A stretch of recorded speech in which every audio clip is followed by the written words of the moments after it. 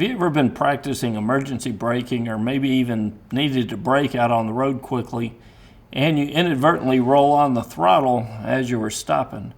Well, this week we'll discuss some common causes and solutions to that problem. Rolling on the throttle in an emergency stop is a common new rider issue. It happens frequently during new rider classes, and there's usually one fix related to wrist position that solves the issue. So what can make it even more dangerous for new riders, though, is what sometimes happens as a result of rolling on the throttle at the quick stop, and that's panic. So new riders perform that quick stop okay, but they roll on the throttle inadvertently, causing that engine to rev up to really high levels, and as a result, the rider panics and does what the worst thing they could possibly do, and that's to begin to release the clutch. So now you got an engine revving at red line, a panicked rider, and they release the clutch. So you can guess what happens from there, and few of the results are really very optimal. But what causes the engine to rev at the stop? If you ask the rider, they will often tell you that their gloves were the problem, that their gloves were sticking to the throttle. But the glove sticking to the throttle is a symptom of what the real problem is that lies at the heart of the issue. So at the heart of the issue is poor wrist position when they put their hand on the throttle. Early on in the new rider class, riders are taught to place their hand on the throttle with their wrist in a flat position. Many riders have a tendency to roll their wrist when they initially place their hand on the throttle, and that's where the problem begins. So you're taught to go with your wrist to the throttle in a flat position. A lot of riders will start up here because they're thinking, well, I roll on the throttle. That's a comfortable position right there to roll on the throttle from there. But that's where the problem begins. You want that wrist nice and flat when it goes to the throttle. You roll on the throttle here, and that way when you roll off, your fingers are in the proper position for what? That front brake, right? That front brake is right in front of the throttle. If you start out here, you roll on.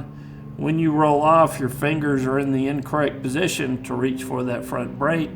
So what happens is riders will try to release the throttle and reapply their grip so that they can get to that front brake.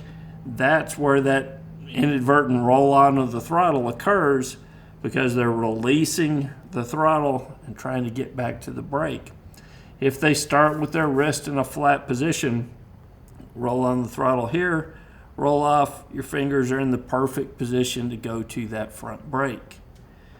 All right, so it's real important to start with that wrist nice and flat whenever you initially go to the throttle, and your fingers will be in the better position when you need to come to a stop. A rider may be able to stop normally with their wrist in the wrong position and not be penalized for that bad habit. However, when the stops get quicker, the issue becomes more evident, and that's where you start to see more issues when you start getting to the quick stop. But there's another problem related to poor wrist position, and it could mean the difference between a serious crash or not.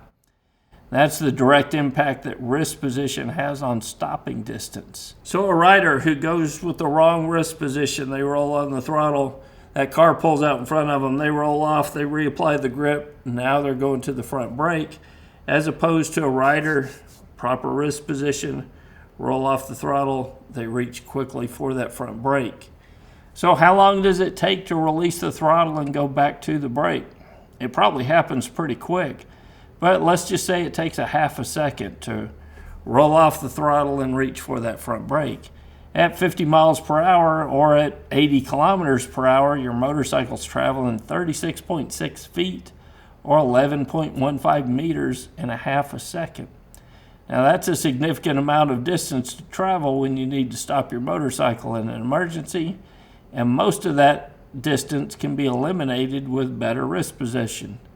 So the next time you mount up, think about that wrist position on the throttle. Break that old bad habit and start with a new one that'll make you safer on the road, and it'll help you stop your motorcycle quicker when you need to. Next week, we'll look at some modifications that you can make to your motorcycle that will also help your stopping distance.